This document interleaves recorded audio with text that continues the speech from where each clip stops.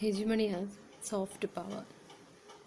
The US hegemony also has an ideological or cultural dimension. The third sense of hegemony is about the capacity to manufacture consent. Here, hegemony denotes class domination in social, political, and ideological sphere.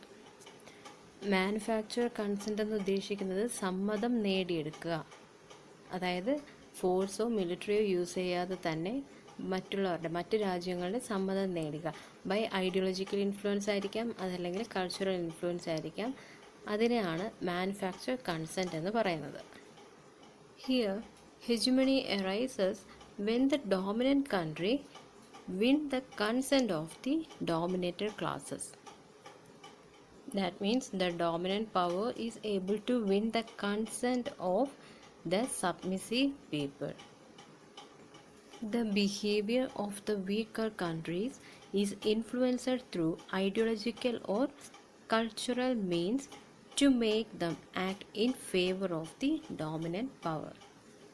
The dominant countries influence the weaker countries through their soft power or cultural or ideological means and make them act in favor of dominant power.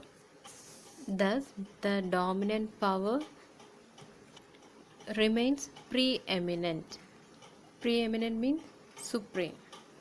In other words, consent and coercion means force, goes hand in hand. Sometimes consent is more effective than coercion. In the present scenario, the American dominance is not only based on military and economic power, but also on its cultural presence. In this sense, America is the most seductive and the most powerful culture on earth. This attribute is called soft power, the ability to pursue rather than coerce. American culture is considered as the most powerful and attractive culture on earth. And this ability to influence rather than coerce is called soft power. During Cold War or during the period of Cold War, the US found it difficult to score victories against Soviet Union by using hard power or their military power. So they used structural power and soft power and achieved some notable victories.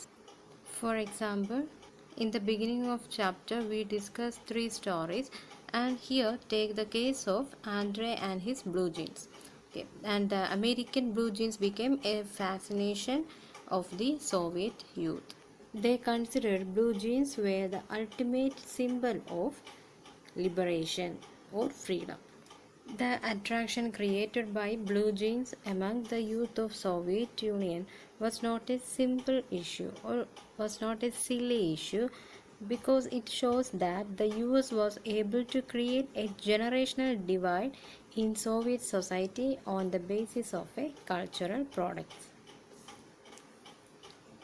This is hegemony as soft power. It is mainly based on ideological and cultural influence.